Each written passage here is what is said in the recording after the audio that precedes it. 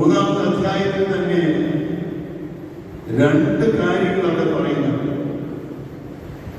ഒന്ന്, കൂടെയായിരിക്കണം. രണ്ട്, തന്റെ ദൗത്യം നിർവഹിക്കാൻ അയക്കപ്പെടണം. ഇന്ന് നമ്മൾ ഈ ശുശ്രൂഷയിൽ 4 വായനകൾ കേട്ടു. ഒന്നാമത്തേത് പുറപ്പാടിന്റെ പുസ്തകത്തിലെ 3-ാമത്തെ അധ്യായത്തിൽ മോശയെ വിളിക്കുന്നത്. ഇസ്രായേൽ ജനതയുടെ രോദനം കേട്ടപ്പോൾ ദൈവത്തിന്റെ പദ്ധതിയിൽ വിക്കനായ ഒരു സാധാരണക്കാരനായി മോശയെ വിളിക്കുക. അത്യാവശ്യം വേണ്ടാത്ത രീതിയിലൊക്കെ സംസാരിച്ചിട്ടുണ്ടാകാം. മോശയോട് പറഞ്ഞു, എനിക്ക് നിന്നെ കുറിച്ചൊരു പദ്ധതിയുണ്ട്, നീ ഈ ജനത്തെ മോചിപ്പിക്കണം.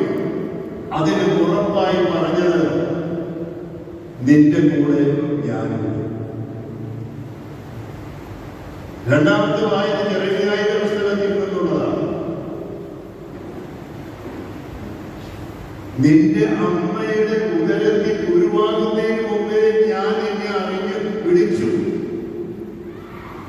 നാവിൽ ഞാൻ നിക്ഷേപിച്ചിരിക്കുന്നു എന്ന് ജെറമിയായോട് പറഞ്ഞു.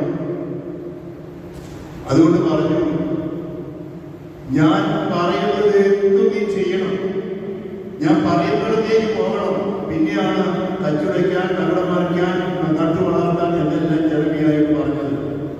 അധരത്തിൽ വചനത്തിന്റെ നാവിൽ സ്പർശിച്ചുകൊണ്ട് അനുഗ്രഹിച്ചു. മൂന്നാമത്തെ വായന എബ്രായരുടെ ലേഖനത്തിലാണ്. ജോസഫിനെ വിളിക്കുന്നത് ജനത്തിൽ നിന്നാണ്.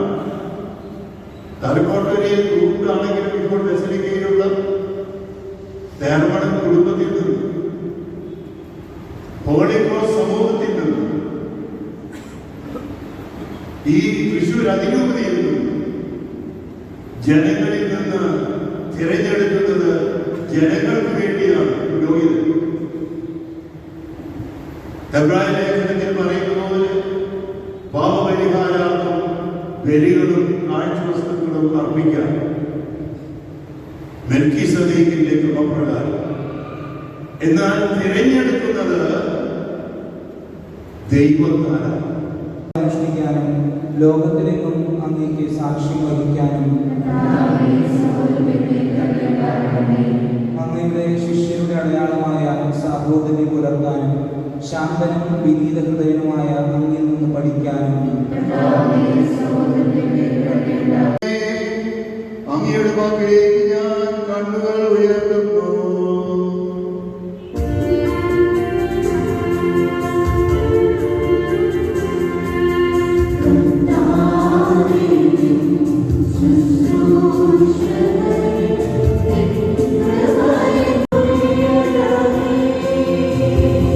ദാസന്മാരുടെ കണ്ണുകൾ നാഥന്റെ പക്കലേക്ക് എന്ന പോലെയും ദാസിയുടെ കണ്ണുകൾ നാഥയുടെ എന്ന പോലെയും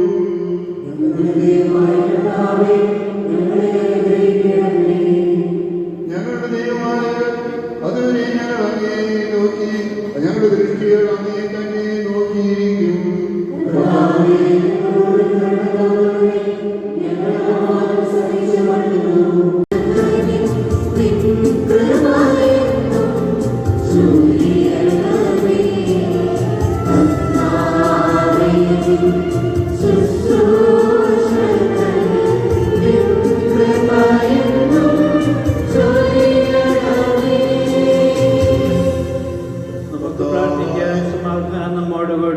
കർത്താവായ ദൈവമേ, അങ്ങയുടെ ദിവ്യദാനത്തെ തീവ്രമായി ആഗ്രഹിക്കുന്ന ഈ ആരാധകന്റെ മേൽ അങ്ങയുടെ സമൃദ്ധമായ കൃപയും ഉദാരമായ ദാനങ്ങളും വർഷിക്കണമേ. അങ്ങയുടെ വിശുദ്ധ ബലിപീഠത്തിൽ ശുശ്രൂഷിക്കുവാൻ ഇയാൾക്ക് കൃപയേകണമേ.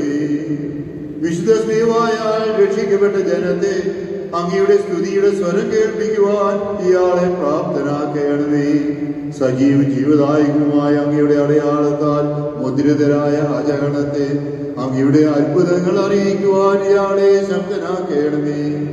ആധ്യാത്മിക വരങ്ങളുടെ ദാതാവും പിതാ പിതാവും പുത്രനും പരിശുദ്ധാത്മാവുമായ സർവേശ്വര എന്നേക്കും.